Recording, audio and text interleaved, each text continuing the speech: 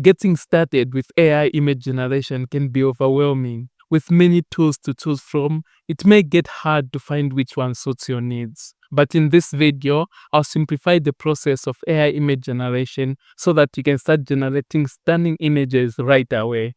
And I'll also give you a very simple framework that you can use to get the best results. Let's get started.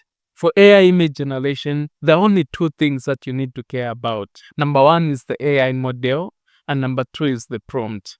The AI model is what you're going to use to generate the image, and there are a lot of these. Here are some of them. You have Imagen, Seedream, Frax, GPT Image, Nano Banana, and many others. All these AI models are owned by different companies, and you need different platforms to access them. But in this video, I'm going to use LearnHive throughout because it has all the models for images and videos. So which one of these AI models should you choose? Well, it's very simple. For most of the tasks, Imagen, Seedream, and Frax are going to be enough. But when you go into the specifics, like you want amazing text, you want text in different styles, you'll find Ideogram and Qwen Image to be the best. And if you want great images of people, you'll find Minimax Image, Seedream, and Midjourney are some of the best models for this. And then in your spare time, you can try out some of these models because they also produce amazing results. But for a start, those are the ones that you should focus on.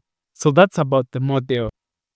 Number two is the prompt. So this is the instruction you're going to give to the AI on how you want your image to be. Now, there are many prompts out there. There are some websites that are just dedicated to sharing prompts. But I'm going to give you a very simple framework that you can use to get the best results.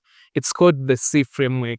So it's subject, environment, and action, or subject, action, environment. Now, what does this mean? So every time you write a prompt, you have to make sure that you describe your subject in details. You describe the environment they are in and also what action they are taking.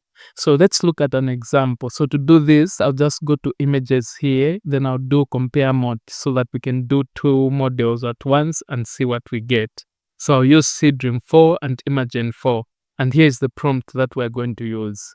So when you look at this prompt, we have our subject here, a black American young lady with long hair, wearing a white crop top and blue ripped jeans. Then we have the action she's taking, she's leaning against the wall, and we have the environment on the street corner with modern minimalistic graffiti on the wall. So that's the C framework in action. So once we are happy with all the settings, including the aspect ratio, we can just click generate here.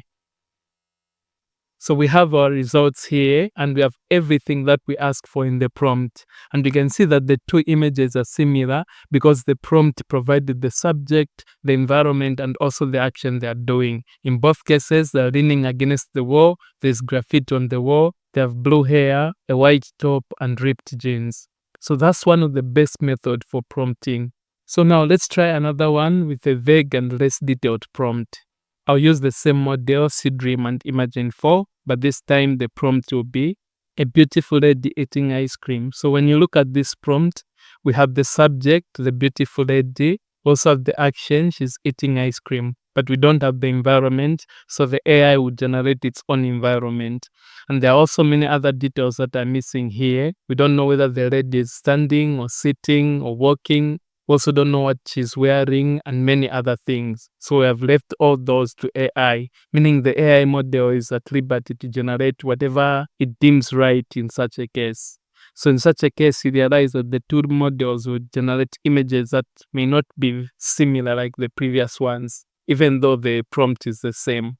So we have no control of many things here, but let's hit generate to see what will happen.